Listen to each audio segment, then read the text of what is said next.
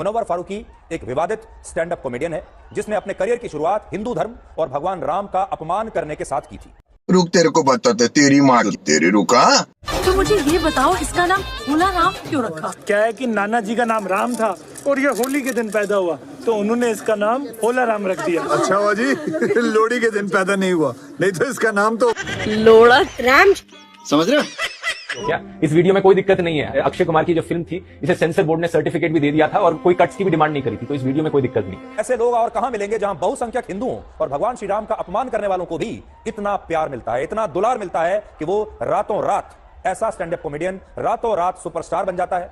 और इतना भीड़ देखकर सुअर धीर चौधरी का जल जाता है। गजब बेइज्जती है।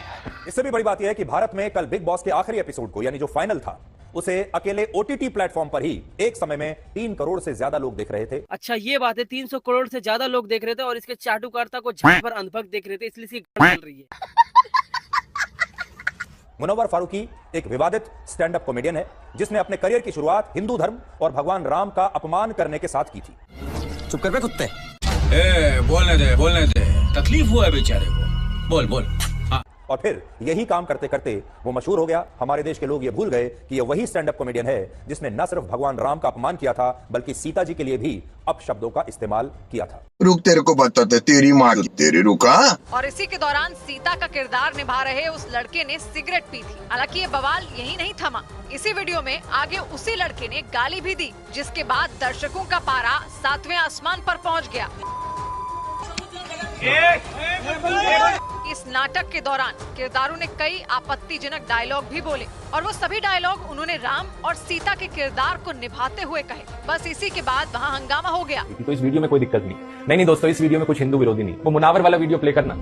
राम और निषाद राज का जो जन्म है वो मखौड़ा घाट पर नियोग पुत्रेश कामी जग में नियोग विधि से खीर खिलाने के बहाने हुआ। खीर खाने से तो कोई बच्चा हो नहीं जाएगा ना, तो एक तरीका था, एक सम्मानजनक तरीका था। उसे कहते हैं कि दशरथ के तथाकथित पुत्र है, असली पुत्र वो श्रृंगी ऋषि है। ये क्या बोल दिया इन्होंने? श्री राम दशरथ के पुत्र नहीं थे, खीर खाने से बच्चा पैदा नहीं होता।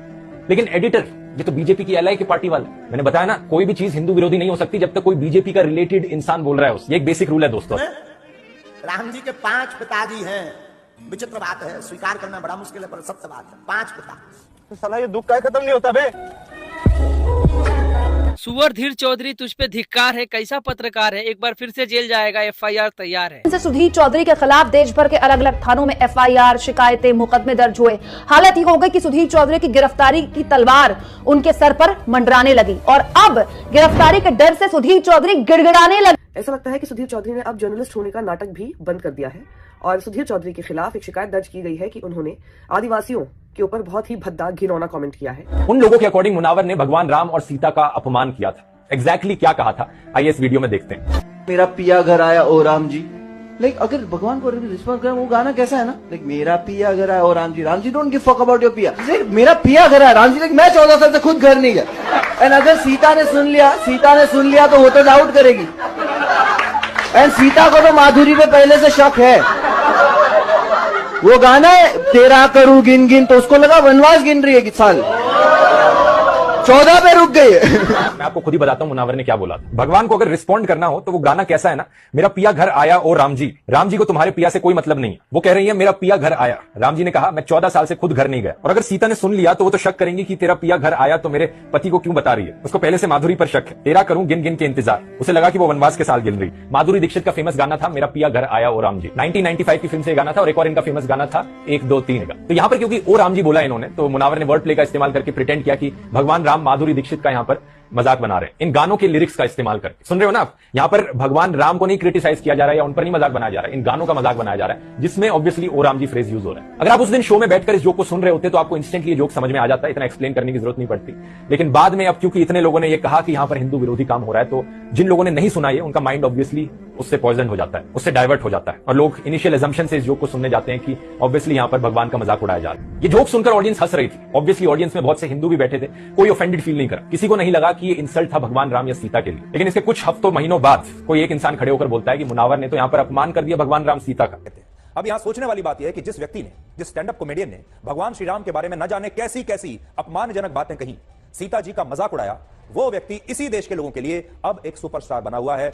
अरे कौन भौंक रहा है ये बदतमीज? और मुंबई के डोंगरी इलाके से आई ये तस्वीरें इसका बहुत बड़ा सबूत है। अब हम नहीं जानते कि आपको इन तस्वीरों पर खुश होना चाहिए कि भारत कितना बड़ा धर्मनिरपेक्ष देश है, भारत की जनता कितने खुले विचारों वाली है और कितनी धर्मनिरपेक्ष है, या फिर आपको इन तस्वीरों को देखकर चिंता होनी चाहिए।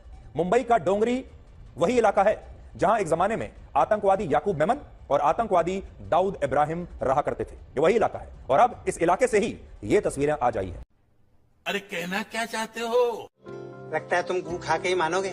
आ गया अपनी औकात पे। देश का बड़ा चैनल आज तक का ये एंकर है। कुछ दिन पहले इसकी एक वीडियो बनाया था मैंने। हिंदुओं ने मंदिर तोड़ा था और ये मुसलमानों पे आरोप लगा रहा था, कैसे मुसलमानों को गलत दिखा रहा था। ये दिल्ली से सिर्फ 110 किलोमीटर दूर उत्तर प्रदेश के बुलंदशहर में कुछ अज्ञात लोगों ने रात के अंधेरे में 4 मंदिरों पर हमला किया और इस घटना को हुए अब लगभग 48 घंटे होने वाले।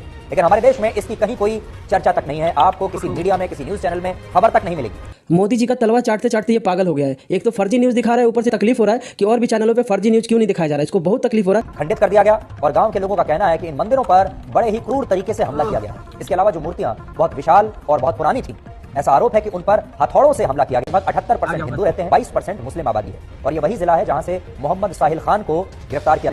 तो दोस्तों ये है सुधीर चौधरी, पत्रकार, मुसलमानों पे डायरेक्ट निशाना साध रहा है बिना सच्चाई जाने। तो दोस्तों सच्चाई देखिए, मंदिर को तोड़ने वाले 4 आरोपी हिंदू थे। बिना सच्चाई जानिए मुसलमानों को टारगेट करता है। 31/1 की रात्रि में थाना गुलावटी क्षेत्र के ग्राम बराल में यह सूचना मिली थी कि वहां पे गांव के बाहरी और कुछ मंदिर हैं जिनमें लगी मूर्तियों को खंडित किया गया है। इस संबंध में तत्काल थाने पर मुकदमा पंजीकृत किया गया था और 5 टीमों को इस घटना के अनावरण के लिए लगाया गया था, जिनके द्वारा आज इस घटना का सफल अनावरण किया गया है। इसमें कुल 4 लोगों की गिरफ्तारी की गई है, जिसमें कि मुख्य अभियुक्त जो है उसका नाम हरीश उर्फ इलू है। ये उसी गाँव बराल का रहने वाला है। पूछताछ में ये बात प्रकाश में आई कि हरीश के घेर पे लोग बैठकर शराब पीते थे। जिस दिन की यह घटना है उस दिन इन लोगों ने शराब पी और उसके बाद ये लोग वहाँ मंदिरों में गए और वहाँ पे तोड़फोड़ किए।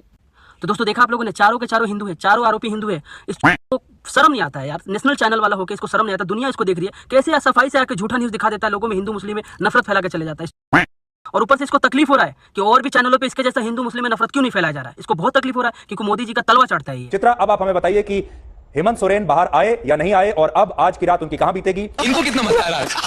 इनको अपना टाइम याद आ रहा है। उन्हें तो बहुत शानदार लाइफस्टाइल की आदत है, वो प्राइवेट प्लेन्स में चलते हैं, बड़ी बड़ी गाड़ियों में चलते हैं। आज उनके लिए एक तरीके से वैसा ही होगा जैसे वो 20, 30, 40 साल पहले वापस अपने किसी आदिवासी के तौर पर किसी जंगल में चले जाएं। आज की रात काफी मुश्किल होने वाली है।